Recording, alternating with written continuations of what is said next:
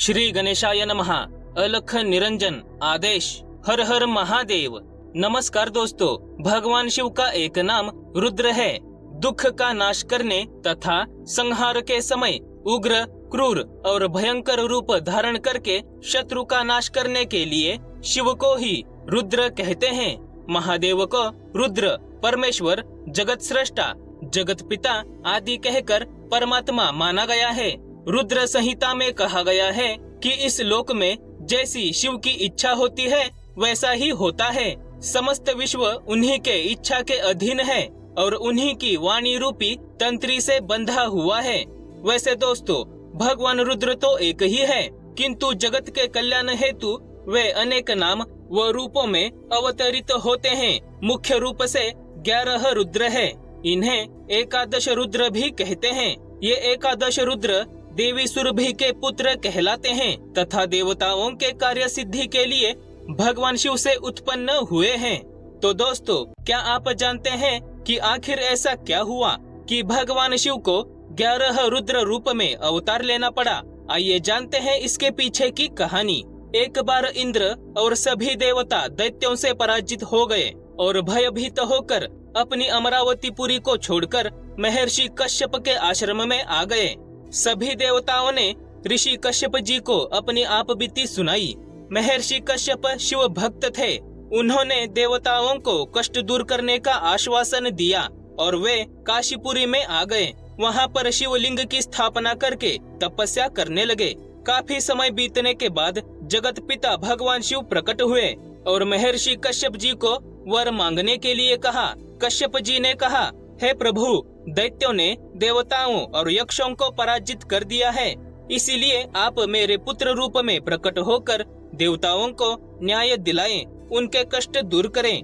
तब भगवान शिव तथास्तु कहकर अंतर्ध्यान हो गए।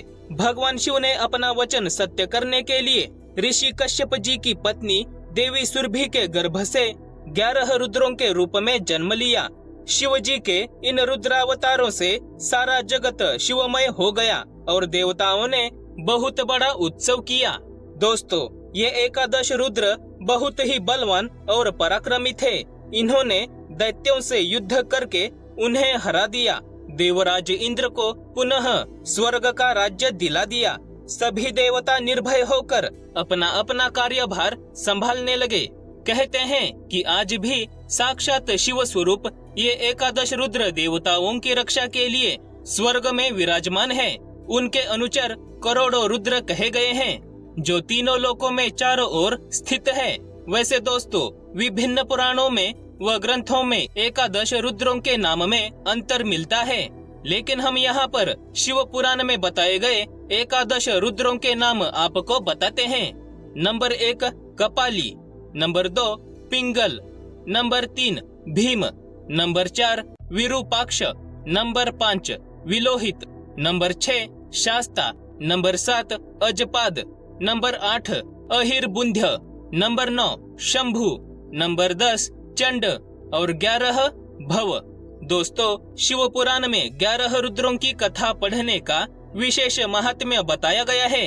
इससे व्यक्ति को कई प्रकार के फल प्राप्त होते हैं। यह प्रसंग धन व यश देने वाला है, मनुष्य की आयु की वृद्धि करने वाला, सभी मनोकामनाओं की पूर्ति करने वाला, पापों का नाशक व समस्त सुख भोग प्रदान कर अंत में मुक्ति देने वाला है। इसीलिए दोस्तों, हमने आपको कई सारे वीडियो में शिव पुराण पढ़ने की सलाह दी है, क्योंकि शिव पुराण में भगवान शिव से जुड़े अनेक प्रसंग, अनेक कहानियां हैं, जिसे पढ़ने के बाद व्यक्ति को कई प्रकार के लाभ मिलते हैं। वैसे शिव पुराण निष्काम भाव से पढ़ना चाहिए, क्योंकि भगवान शिव निष्काम भक्ति भाव से जल्दी प्रसन्न होते हैं। तो दोस्तों, आशा है कि आपको यह जानकारी पसंद आई होगी। वीडियो को लाइक और शेयर करें। महादेव दर्शन चैनल को सब्सक्राइब करके बेल आइकन को ऑन करें। शिव भक्ति के इस पवित्र प्रचार कार्य में हमारे साथ रहिए और पूरे श्रद्धा भाव से बोलिए, हर हर महादेव। धन्यवाद।